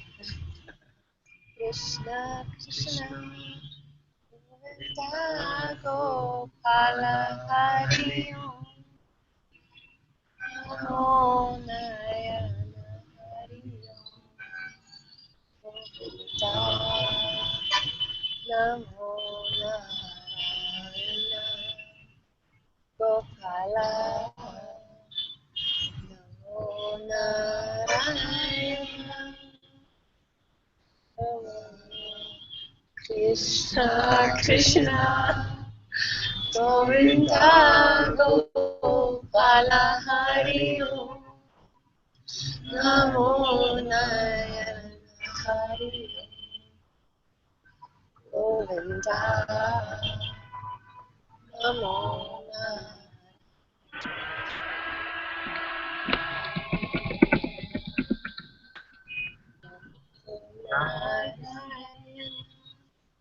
You need a lot more volume outside than inside. Yes, yes.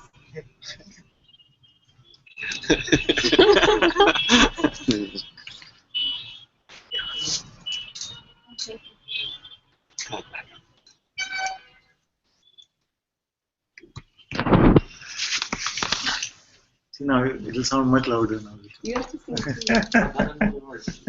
sing. Krishna again. Yeah, just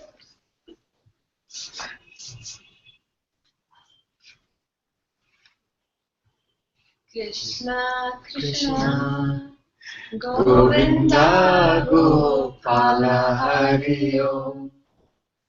Namo Narayana Hari Om.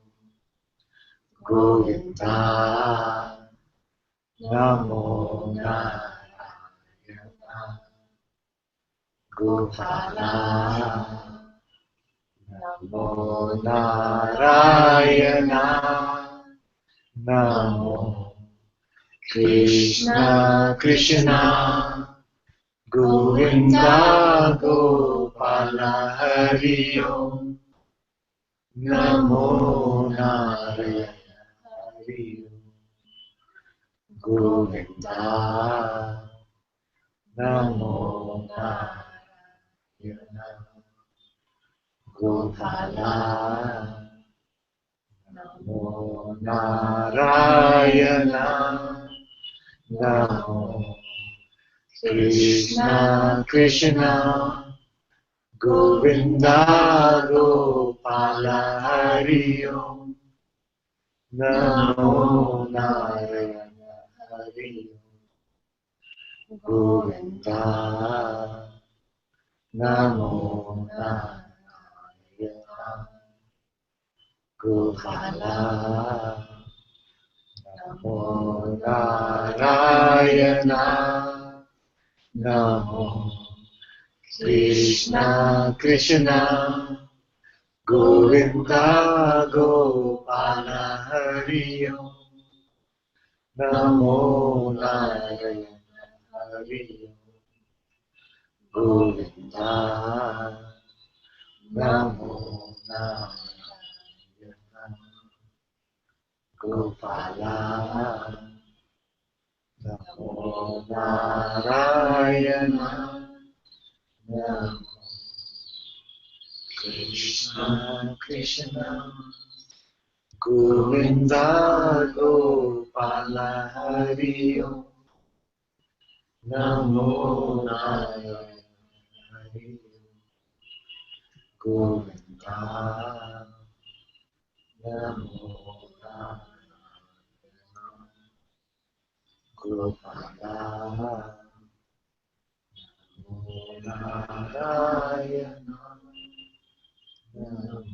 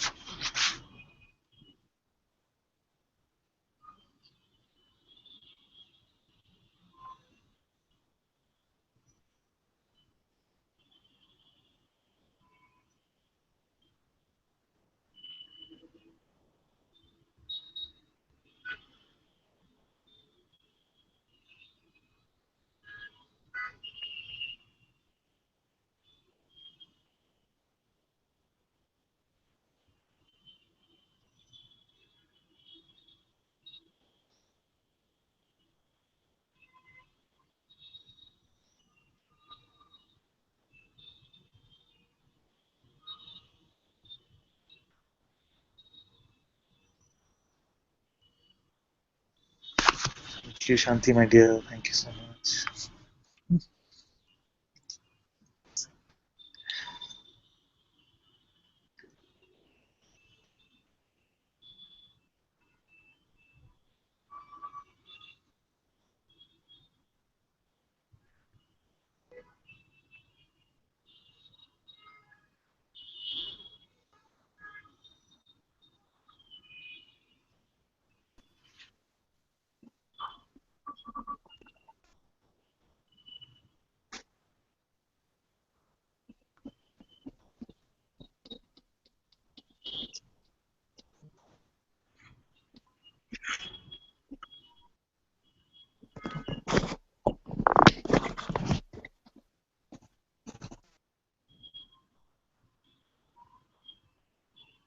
Thank you all so very much for being in Satsang today. Sadhguru Sri Mujiji ki Jai. Sakuru Shri Ananta Ji ki Jai. And look who's back. Did I say that already? Hello. Remember me? Let me see. I forgot between.